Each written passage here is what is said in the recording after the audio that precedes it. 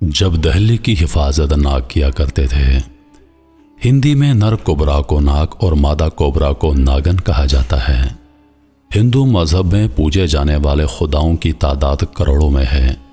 بعض کتب میں ہندوؤں کے خداؤں کی تعداد 3.5 کروڑ اور کچھ کتابوں میں ان خداؤں کی تعداد 5 کروڑ کم کی گئی ہے۔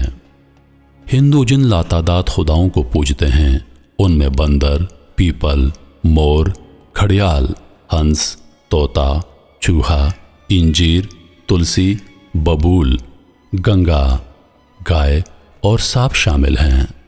سانپ کو تو ہندو مت میں دیوتا کہا جاتا ہے۔ سانپوں میں بھی کوبرا یعنی ناگ کو خاص اہمیت حاصل ہے۔ پرانی ہندی تصانیف میں ناگ دیوتا اور ناگن دیوی کا ذکر ملتا ہے۔ کوبرا جن کی لمبائی 18 سے 19 فٹ تک ہوتی ہے اور یہ دنیا کے چند خطرناک اور زہریلے سانپوں میں شامل ہوتے ہیں۔ جنوبی مشرقی ایشیا خصوصاً ہندوستان کے جنگلوں میں بکثرت پایا جاتا ہے۔ تاریخی کتابوں میں درج روایات کے مطابق اگلے وقتوں میں دہلی کی حفاظت کوبرا سانپ کیا کرتے تھے۔ ترک منگولوں کے برلاس قبیلے کا جری تیموری سلطنت کا بانی امیر تیمور نے، جسے تیمور لنگ کے نام سے یاد کیا جاتا ہے، جب ہندوستان پر مہم جوئی کی، اس کو عجیب طرح کی مصیبت کا سامنا کرنا پڑا۔ جب امیر تیمور ہندوستان پر حملہ آور ہوا، اس وقت دہلی کے باہر جومبا نامی قلعہ ہوا کرتا تھا۔ جومبا شد سنسکرت میں سانپ کو کہتے ہیں۔ امیر تیمور جب جومبا پہنچا تو قلعے کی فصیلوں پہ کھڑی نہتی عورتوں کو دیکھ کر اس کی حیرت کی انتہا نہ رہی۔ امیر تیمور نے کچھ سپاہیوں کو قلعے کے گرد چکر لگانے اور اصل صورتحال معلوم کرنے بھیجا۔ سپاہیوں نے خبر دی کہ قلعے کے اندر عورتوں کی فوج ہے اور قلعے کی 2 دیواریں ہیں جن کے درمیان وسیع خندق ہے، جو ان گنت کوبرا نسل کے زہریلے سانپوں سے بھری پڑی ہے۔ یہی کوبرا سانپ اصل میں دہلی کے محافظ تھے اور قلعے کی فصیلوں پہ کھڑی عورتیں سپیرنی تھیں جنہوں نے یہ سانپ پالے تھے۔ جب بھی کوئی قلعے پہ حملہ آور ہوتا، یہ سپیرنے سانپوں کو اشارہ کرتی، خاص طرح کی آوازیں نکالتی، جس سے سانپ فوراً حملہ آور کا انتم سنسکار کر دیتے۔ امیر تیمور کی فوج کو متعدد بار سانپوں کا سامنا رہا۔ دہلی میں ایک رات تیموری فوج پہ سانپوں نے دھاوا بول دیا، جس سے تیموری فوج کے ہزاروں سپاہی اور کئی گھوڑے مار گئے۔ جنگ آزادی کے بعد جب فرنگی دہلی پر قابض ہوئے تو یہ کوبرا سانپ ان کے لیے سوہانے روح بن گئے۔ ہندو چونکہ سانپ کو دیوتا اور اوتار مانتے تھے، اس لیے وہ سانپوں کو مارنے کے بجائے ان کی سیوا کیا کرتے۔ اس لیے دہلی کا اطراف سانپ نگر بن گیا تھا۔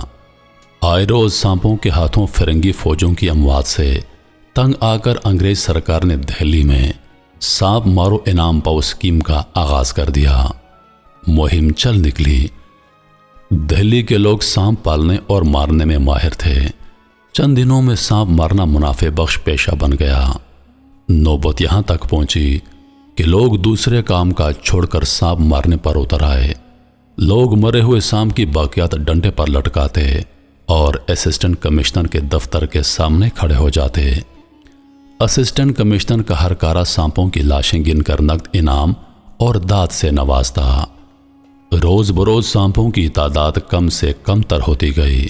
ایک وقت وہ بھی آیا جب ہزاروں لوگ سانپوں کی تلاش میں لاٹھیاں لیے مارے مارے پھرتے۔ ضرورت ایجاد کی ماں ہے۔ پھر لوگوں نے گھروں میں سانپ پالنے شروع کر دیے۔ جب سانپ کی لمبائی مقررہ حد تک پہنچتی تو لوگ پالتو سانپ کو مار کر مطلوبہ مقام پر پہنچ جاتے۔ گرتی ہوئی سانپ مار مہم پھر سے مہمیز ہونے لگی۔ بات آخر کب تک چھپتی؟ لوگ گھر پہ سانپ پال کر مار رہے ہیں، بات انگریز سرکار تک پہنچ گئی۔ وائسرائے نے بیٹھک کی اور منادی کروا دی کہ کل سے سانپ مارنے پر انعام ختم۔ یہ منادی دہلی کے قریب و جوار تک پہنچ گئی۔ اس وقت سانپ مارنے اور پالنے والوں کے پاس ہزاروں کی تعداد میں سانپ تھے۔ بے بسی کے عالم میں لوگوں نے وہ سارے سانپ کھلے چھوڑ دیے جو دہلی کے قرب و جوار میں پھیل گئے۔ یہ سانپوں کی افزائش کے دن تھے۔ جولائی سے اگست سانپ کی نسل کشی کے دن ہوتے ہیں۔ सांपों ने अंडे बच्चे देने शुरू कर दिए। कुछ अरसा में दिल्ली में इंसान कम और सांप ज्यादा हो गए। अंग्रेज सरकार के अंदाजों के मुताबिक सांपों की मौजूदा तादाद सांप मार मुहिम से पहले के सांपों से कई गुना ज्यादा थी।